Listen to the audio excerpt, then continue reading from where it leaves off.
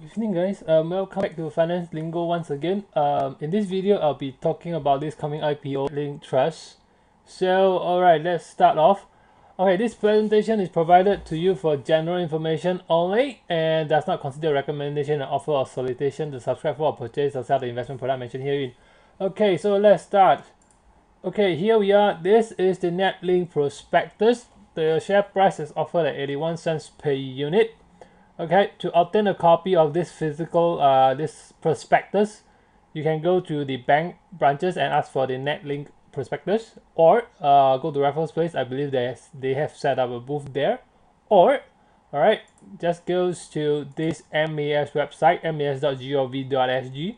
Scroll down, click Opera. Once you are in Opera, click the business choice. Okay, then you will be presented with the NetLink NBM Trust. All right, so it's a party of issuers managers to issue these shares to the public. All right, so you just need to click this, and thereafter, okay, click on this prospectus. You can download and see a copy of this. All right, so let's start off. So what I'm looking at here today is that the going to this paragraph here. Okay, so here we have is a 2.8 billion shares offered at 81 cents. Okay, of which let me see, some of them is offered to public and some of them to some of them offer to placement, some of them public. I'll go through the breakdown later on. Okay, so let's start. I'll go to the next page, page 8. Alright, so here we are, page 8. Okay, this is the opening date, 10th of July. Now the video is recorded on the 12th of July. So, okay, the closing date is 17th of July, 12 noon. And the commencement of trading is next Wednesday, 19th of July. Alright, so let me just enlarge this, but honestly I don't think there's a need to hurry. Okay, so you can just go to any of these ATM to apply for the shares. Okay, so what I understand, just to highlight first, is that my understanding is DBS have a greater allotment. If you really think that the share price go up, do go to DBS Bank. I think it's a better chance, but I do not think that this is a very good share. I just think that it's moderate here. Okay, so this is page 8, date of listing. Now let's go on to page 71 and 72. Okay, page 71. So this company raised the money by issuing shares for what purpose? Okay, so what we can see here is the purpose is that they are going to take a fraction of the money and pay back to Singtel for acquired that fraction of their business from Singtel. And secondly, they're going to repay some amount onto the SD facility agreement. I will elaborate the SD facility agreement. So basically, a bulk of the proceeds, the money raised from this IPO, summarized, is paid to Singtel and this SD facility. This SD facility is two more parties. So the rest of it, I don't seem is much of a concern. This is pretty common, such as the fees payable to the bankers. Alright, so the rest is not a concern. These two paragraphs constitute the bulk of this IPO. Okay, so now we're going to page 75. Okay, so here we have, this is the shareholding statistics after the issue of this IPO. So after the post IPO, okay, what we are looking at is that Temasek will be holding 25% of this company, okay, and the public and the institution will be holding 75% of this. Okay, so what I have to comment here is that some people may think that, wow, Temasek is here, this should be a pretty good one. I'm sad to say that there is a concern here. Okay, I'll do more in details later. What the concern at this point of juncture I do see is that there is a huge public and institution investors right here. So what is the big concern? I do think that because of this reason, this is will cause the share price to come down. There is a very likelihood that you will come down because of this 75% rather than 25%. This one, I know they're not going to sell anything. They're not really going to hold the share and just sit down there for the next 10, 20 years. It's very likelihood because this company that their IPO is to buy over from Singtel, and it's already belonging to Singtel already, so it doesn't really make a difference. They just reduce their holdings of this company from 100% down to just maybe 25%. So that's to say, you can say that this company Singtel has sold to you the other 75% of it, and this Netlink will remain having Temasek as one of the core shareholders. Okay, so I think that is this 75% that will cause the share price to come down over the next few weeks, right? So that's what we're looking at. Now let's go on to page 77. Okay, this company is rather unique. Okay, it's not like an ordinary private companies or limited companies, because they are paying out dividends not on the earnings. I need to repeat, they are paying out the dividends not on the earnings. The detailed breakdown will be explained later. So they are putting it as distributions. So you can notice that there is a change of jargon as compared to other IPO. So okay, so their distribution policies is as follows. This is on page 77. You can read through that, okay, but I'm just going to summarize that because I know there's a lot of technical jargons inside. Okay, NLT refer to Link Trust. Okay, the rest a lot of more jargons, and they're using some other form of calculation methods, which is a non-financial reporting standards. Let me highlight here, non-financial reporting standards. FRS means financial reporting standards measures. Okay, so I do think that they are trying to probably outsmart the market. They are using their own form of tools. In terms of this, I cannot say that you're wrong. Neither can I say they are totally correct. Okay, from my experience, I would say that they are wrong. But from the rule and the law point of viewpoint, it's not wrong. So it's kind of hard to say here. All right. So I'll explain to you what I'm talking about later on. That's because there are a lot of very new things as mentioned in this IPO. Okay, so we are talking about is distribution policy, not dividend policy. This is in this IPO. This one is very critical. I do notice it does make a difference between this IPO and the rest. So investors should not see this as ordinary dividends payable from the earnings. Okay, now next we are going to page 80. Okay, page 80.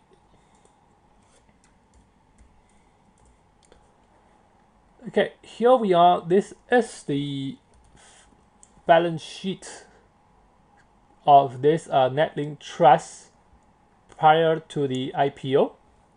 Okay, so here we can see that the cash flow on hand is not pretty much at 92 million on hand. Well, at least it's pretty okay lah. Okay, the assets and the property, plant and equipment. I do need to comment here that we are looking at the bulk of plant and equipment. So this is the fiber optic lines laid across the entire Singapore. Okay, you do not. This is 2 billion worth. It's very difficult to set up such companies. Okay, that's good on the bad and the bad side to it. Okay, but I don't think that's the main concern of this IPO. Okay, next, one of the big concerns here is this. Okay, this is the loans that Singtel has taken up, and the so-called the SD facilities had also agreed with them, and the bulk of the IPO, I say it again, the bulk of the IPOs will be used to repay back these loans. Okay, this is the loans that is used to acquire all these, lay out all these network lines. So this is an infrastructure, a network infrastructure. So these lines have been laid, okay, and it takes a lot of money and a lot of time. And this is the loan taken up to build out this company. And it's only Singtel is able to initiate this company. So now this company have come to a reasonable size, and now they are trying to sell it off, sell a fraction of it off. Well, just like Singtel when it first started off, government gives you a Singtel share. Now they are giving you a Netlink share. But instead of giving you free now, this time is different. This is considered a private company, a limited company right now. So no more free Singtel shares. Okay, so here we have Okay, this is the bulk of the loan that we used to pay. So I'm going to jump a little bit here. Okay, let's just bring this in. Okay, the total numbers of units issued here for this IPO will be 2.89 billion. Okay, so in the share price, we come out that they are trying to raise 2.347 billion. Okay, from the page 35, you guys can read through that. Okay, 185 million shares will be issued to a public. Okay, so the difference here will be the rest will be institution, referring to the fund managers, JP Morgan, Morgan Stanley, Credit Suisse, UBS, whatever. Those big funds, they'll be subscribing to those areas, and public like you and me will probably looking into these regions. Okay, so for the public, they are only looking to raise 149 million. Is it small? No, it's not small. Okay, this is equivalent to really maybe 2 or 3 Kimley, the recent good IPOs listing. The amount is quite significant. Of course, and I do see that there's a huge institution over here. Okay, so yes, so where do I see that they raised 2.3 billion here, and 1.6, or I think it's close to 2 billion will be used to pay off these loans shown over here, so that once this IPO is raised, these loans will be significantly reduced. Okay, and then the net assets will be significantly increased. All right, so okay, that's a do. Now just let me put this back.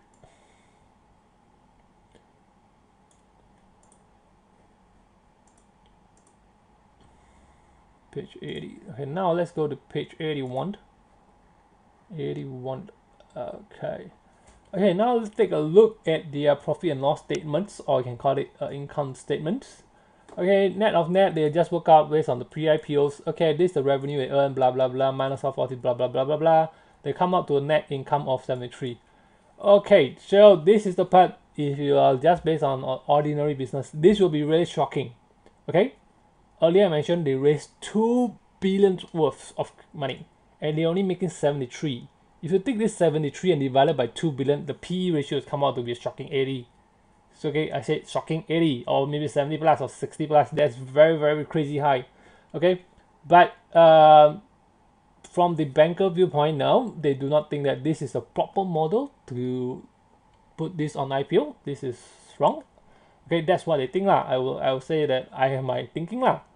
Okay, now let's go back to this, but so you can see that official earnings based on common business, this is 73 million, which is considered very, very low for a 2 billion IPO. Okay, but well, let's go further. This do not conclude your viewpoint here. Now let's go to this page 81 and 83. Okay, this is the cash flow statement. I will want to skip it. There's a lot of details. I'm going to summarize and jump straight to the end, easier. Okay, now here we are at the page 83. This is one of the core component of this prospectus. I think yeah, this is the place whereby a lot of people may misunderstand what they're trying to say. Okay, so what we can see here is that, okay, what they're going to do is that this company is going to pay out the dividends based on the cash flow. Okay, just like I said, they are not using the traditional methods. So what they have is that they are going to determine the depreciation of this company, okay, and the finance costs. Okay, those are the interest that is being paid to the how do I say, the loans. All right, because when you use your IPO proceeds to pay off the loans, you don't need to incur all this already. And depreciation of fiber optics, it really doesn't make sense. Fiber optics is really going to last there for 10, 20 years, 30, 40 years. Okay, it's just plastic. Okay, you don't depreciate plastic, but on the formal accounting policy, you do need to depreciate. So there's a fight between the accounting policy and the common sense. Okay, so here they are trying to depreciate our fiber optic lifespans based on how much they have installed and the lifespans. Okay, so it makes sense to depreciate, but they're going to add back the cash flow. So this instead, they are going to use this amount, so the profits plus all this irrelevant stuff. So this one makes up the core, come out to a cash flow of 220624 that can be used to distribute dividends. Okay, so do notice that they are not distributing earnings based on here. They are distributing earnings with all these differences, but I'm not going to calculate this small one, but they're going to take this depreciation and pay out as dividends. So yes, here we are, that's the trick here. Okay, so now let's go back to page 87. Okay, page 87. Oh, I can't remember page 87. Okay, so yes, what you can see here is that here's the depreciations. Okay, they are trying to make all the adjustment for depreciations. So this is in the depreciations on the plastic. On the formal accounting policies, you need to take into depreciation, but likewise you depreciate a plastic. So what does the plastic disappear? No, the plastic will remain there. Okay, the optic wires will still remain there, although it's there, you need to depreciate. Okay. So here we have and the finance costs. So a bulk of it, because once you paid off the loans, you probably don't need to cost so much anymore. This thing will literally disappear. Okay, interest paid. Okay. So okay, these are the unit holders loans. Okay, so once you go IPO, I think that's what they're trying to say. I didn't read fine details, but it's very obvious. Okay, so once the IPO goes in, the unit holders loans is gone. All right, so acquisition of subsidiaries is also gone, because this one is now become the part of the company. So this one no longer belongs to here. Okay, so next, earnings per share in 89. So yes, this is the based on the traditional accounting way. So do look at that. They based on the, if you're doing it like a traditional business whereby your dividend is distributed out of the earnings per share, look at this company. This earnings will be horrendous. 81 cents share. You're giving only 1%. 1 cent. That's ridiculous. So they will take this and plus back the depreciation, which is the money the company retains and give you out as dividends. So do take note of this. This is earning per share. This is crazy low. Okay, and I do not like such low numbers. Okay, now let's go back to page 91. But of course, this one doesn't function like a traditional business. I'll give you my viewpoint later. Okay, so on the page 91, here, okay, they do a forecast period and how much dividend they're going to receive. Okay, so what I can see is that the forecast period at the earnings for 2018 was $37.3 million. So you can see they are back to depreciation plus all the amortization. Amortization is a form of depreciation, but well, this is accounting. You don't need to care about it. Just take it as it's just another form of depreciation. Right? So blah blah blah. They're gonna buy some properties. Blah blah blah blah blah blah blah blah blah. Okay. End of the day, this is the amount that considered the cash flows lah. Huh? So they can distribute. They are intending to distribute all this amount for dividends. Okay. This one is just some small expenses. Net of net, they are going to pay out this amount as dividends. So distribution payable. So notice that how come depreciation they are used to pay out. So yes, they are going to take the depreciation and pay out as dividends.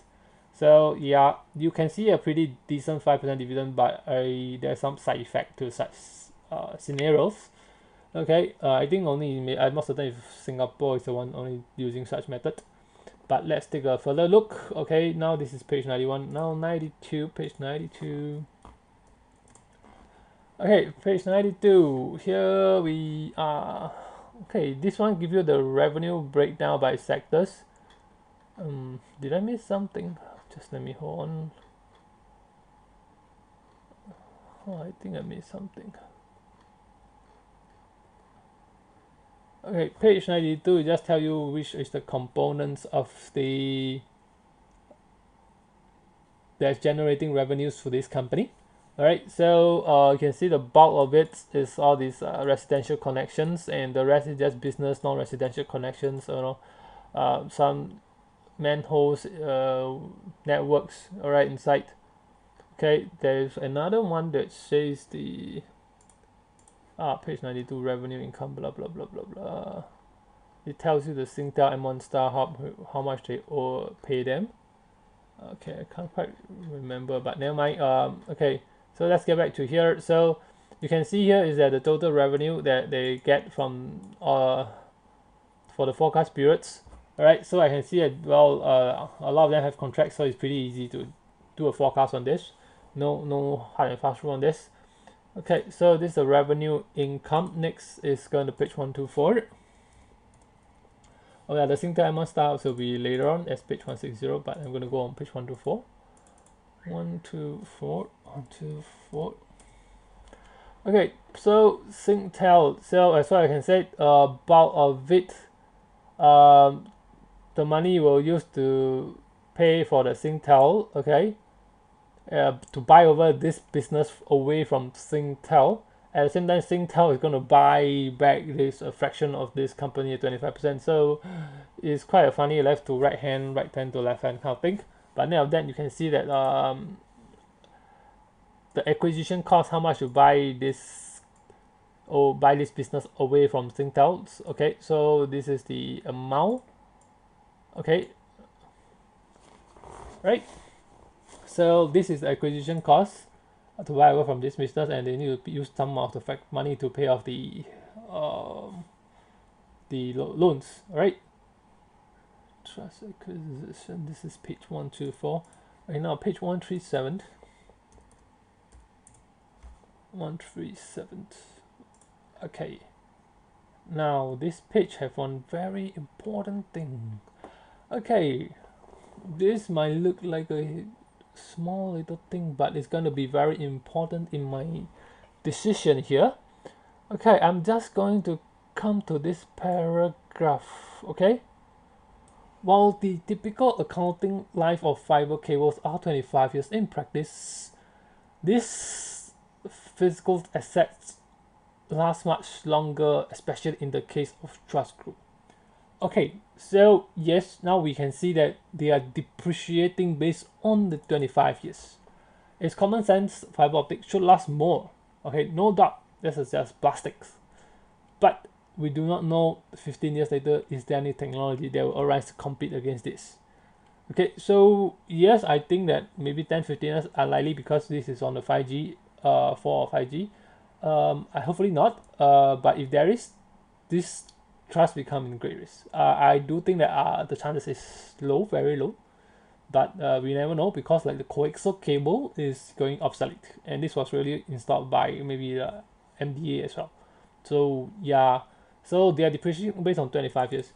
Okay, do take now here 25 years. I'm gonna put this here because this is one of the calculations that I'll be using later on, which is critical on the judgment call whether to buy or to sell. Okay, yes, it's very critical. So now we're going to page 160. Here we are. Okay, this is the revenue contributions for 2015, 2016, and 2017. So I'm just going to ignore the fund 516. Okay, I'm just going to jump straight to 2007. Okay, I'm not interested in what happened in the past. Okay, now revenue. Singtel's contribute 152 millions to this trust, and Nucleus is StarHub, okay, 85, and M1 36, My Republic 15, and ViewQuest 4. So this is the amount. This is the main customer. So if I can see, Singtel remain the bulk as the main customer. Okay. So okay, other than that, let's go on 267. Okay, based on this plan of distributions, what they have stated here is that pretty interestingly, DBS has a higher allocation. Next, private banking, Morgan Stanley, and UBS. Alright, followed by all the respective smaller investment banks and banks. Okay, Citigroup, HSBC, OUB, and UOB. Okay, here Philips, you are not going. There's no placement for us lah. So, but I don't think that you need to go for placement lah. Seriously.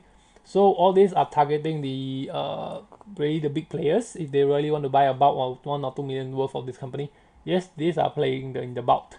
So, but and Philip, I think if you want to have this share, no problem going on fighting on the public trench. It's very easy. So okay, here let's say if you really want to go on the Mati must have this share. Okay, insist to have this share. I think DBS offer the greatest opportunity. All right. Apart from that, even if they cannot fulfill at the ATMs, I think this maybe a fraction go to the public trend as well. Okay, they may just sell it to their customer at the DBS because, right? So but of course I think this offer is pretty easy to obtain a share. Okay, 267. Now next we are going to switch 299. This we're going to break down what is the ST facilities. 299 ST facilities. ST. Okay, the ST facilities is the loan agreement between NetLink and these few parties. Okay, it's a 1.325 1.3 billions. Okay, loan between taken from CityNet and Singtel. Okay, so the bulk and this bulk of money will be paid back to them. So this loan will literally disappear from this their accounting. Okay, so that means the interest they have paid to them will become part of the dividends. Okay, I say again, the interest they have paid to them will no longer be required to pay interest to them because you pay back them. So that was why. Now I'm just going to go back. Alright, go back to page 81.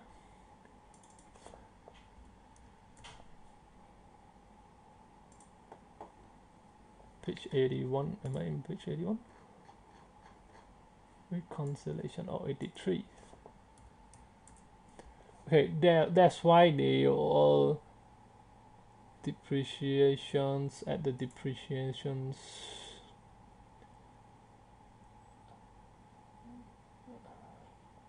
You know, they'll add back the finance costs. Yes, so you can see the finance costs they need to add back. So these are the become part of the earnings because you no longer need to pay them, and since you pay back the loan, so the interest they have been paid in the past you will need to add back to derive something. Okay, so now let's work out the rest. Okay, now that we have all the figures, now let's go on to the rest and my commentaries. Okay, so here we are with reference to the earlier pages. I'm just going to enlarge this. Let me see.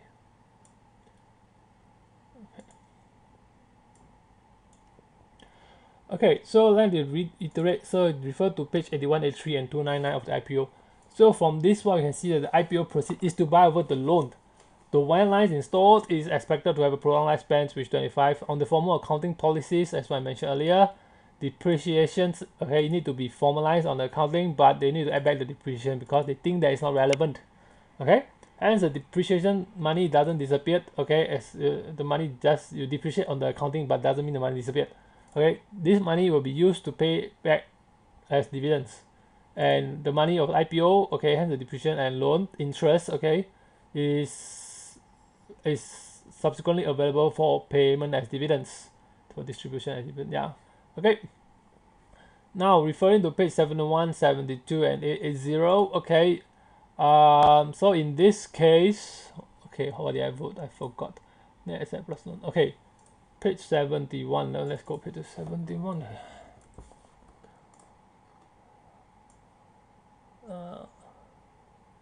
Okay, so they tell you what they're gonna do.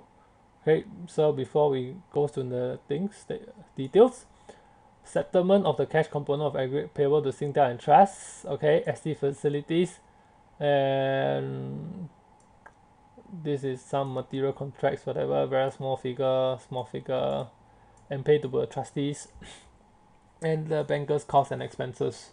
Okay, and some equity issue expenses. Okay, so now let's just page 72. Just let me. Okay, now yeah, 72. So this one is based on for every dollar that you paid, how much goes to pay for the whatever thing that's underlying. Okay, settlement of cash component payable to Singtel. So for every $1 you put, 46 cents goes to Singtel. For every $1 put, 47 cents goes to pay the loans owing under the ST facility. Okay, repayment of the principals owing under ST facility. Just this one, the other 4 cents, which is less of a figure, used to pay for the lead-in ducts. I don't know, I think some tunneling things. The rest will be not significant, not material. Okay, payment of the trust. So every $1 you paid, 3 cents go to the book runners and the banks that is helping this raising of this IPO money. Okay, so here we are. So next, page 80.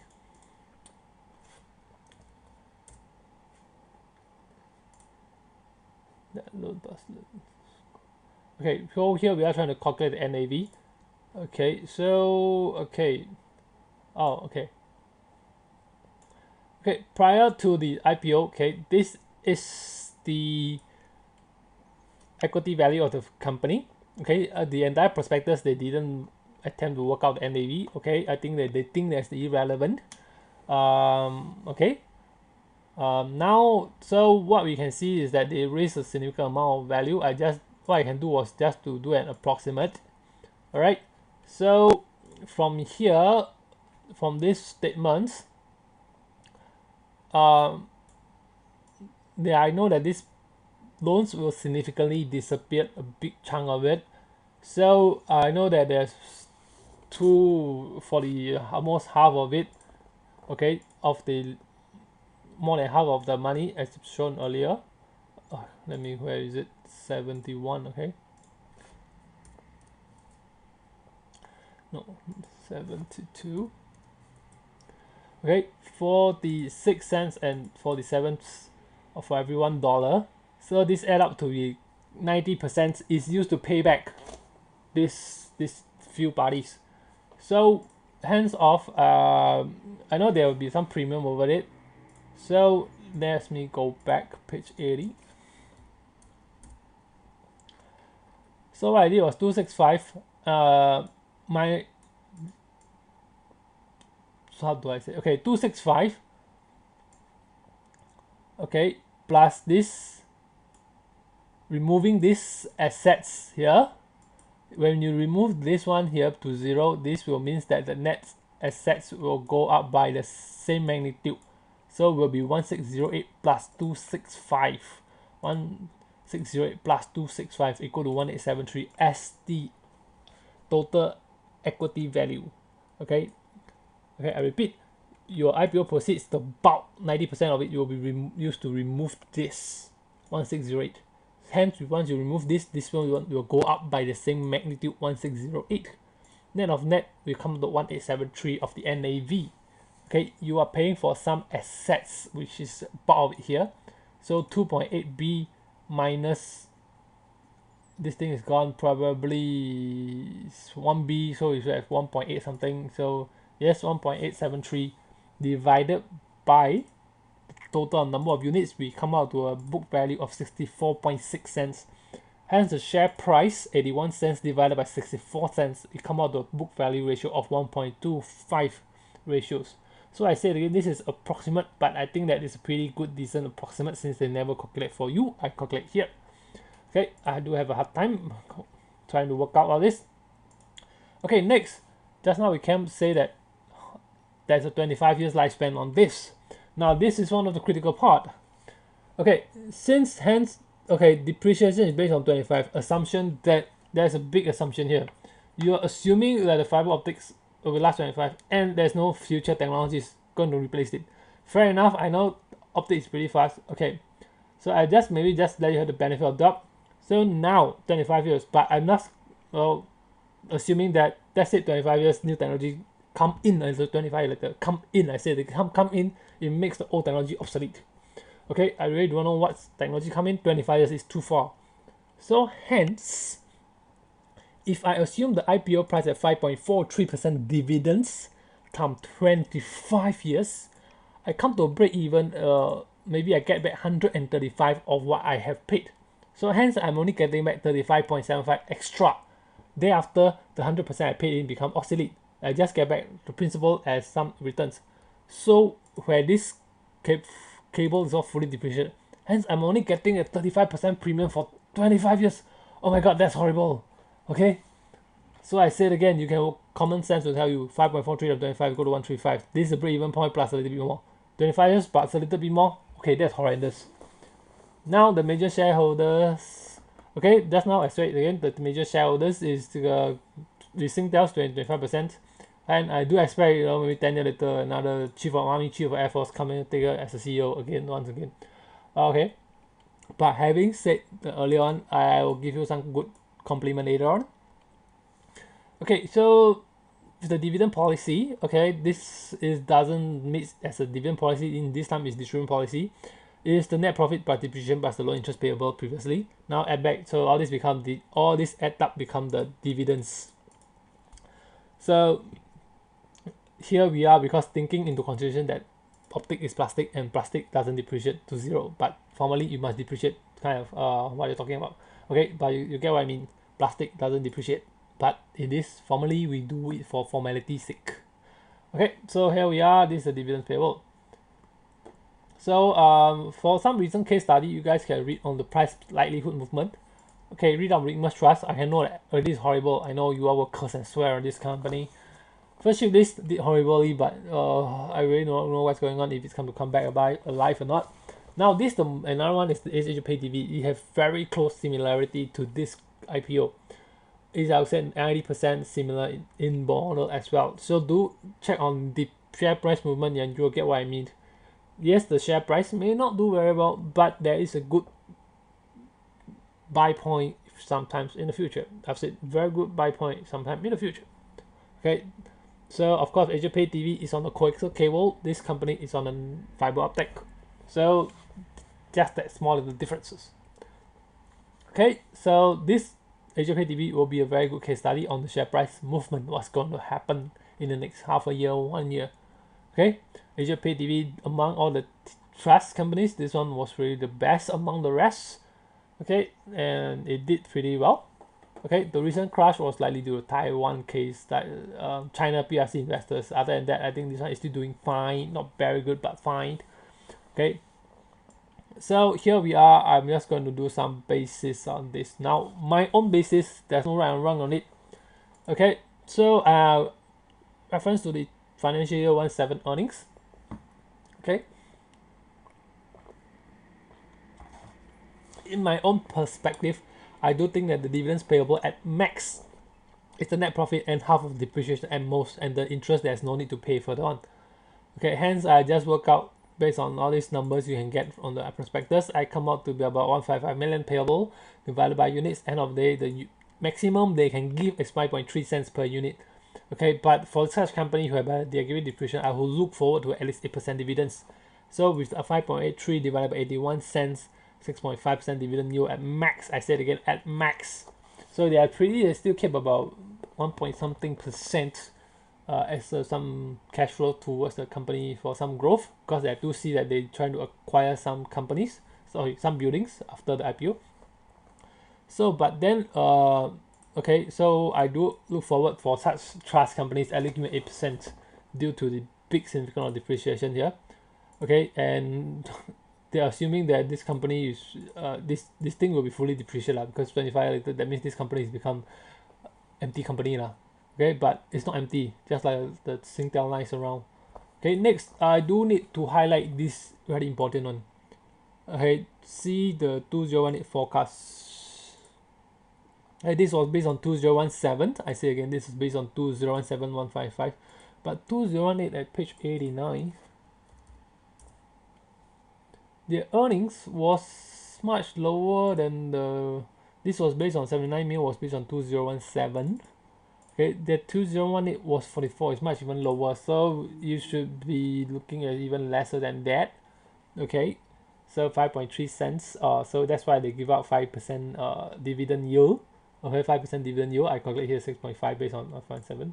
So okay, so that's not very attractive. Okay, because a REIT easily gave me 6 or 7. So now I'm just going to take based on what they forecast on 2018, based on their 5.43% dividend yield. Just let me get back to here. Sorry, this one is pretty lengthy. Hey, where is it? Okay, 5.43 dividend yield as they forecast for the year 2018. So 5.43 times 81 cents, I come out to 4.39 cents. At share price of the year, we come out to at share price 81 cents, we come out to 5.43% dividend yield. I don't think that is attractive at all to me. So you can see here that once we go up by a 10-cent magnitude, okay, a 9-cent magnitude, the dividends drop to 4.87, and a lot of REITs far exceed this forecast. So there's very likelihood that it's going to burst above 90 cents. So here to here, low chances, low, I can say low. So now when we look, the REITs in the markets or a lot of business trust Asia Pay TV right now is giving easily 8 or 9%. So all the REITs giving within 7%. So what we can see here, if we go down by 60% to 60 cents, the dividends come to about 7.3%, and this looks pretty decent, pretty fair. All right, given that you're paying out of the depreciation, which the money should be reinvested back. So here we are. Next, even at 50 cents, how this one become a good acquisition point, because you know that this 8.7, half of it is depreciation, half of it is really close to earnings. So this company is pretty stable, and I think within this 50 to 60 cents, this is acquisition point. But I do not think it's going to happen within this year, probably next year. Then you can look and consider buying this share to keep and some trading if you want. So you can see it. So this is within this region is a greater likelihood, and this region is a lower likelihood. So I do see that the first day of share price is going to go in this directions. All right, so it doesn't mean the share price is horrible. It just means that shareholders can get a better returns in other places in REITs or even Asia Pay TV. Okay, so so this is what I think. So yes, that's what I think based on the reasonable assumption and the information I can get. Okay, so I think that's about all. It's a very long video, so hope you guys have see if you want to buy the IPO at this present 81 cents. Personally, as for me, I'll just maybe give it a skip, but I'll definitely add it onto my watch list, hoping that I come to this range and just maybe buy some that's for dividends. So it's give a pretty good dividends. So yeah, I think that's all, folks.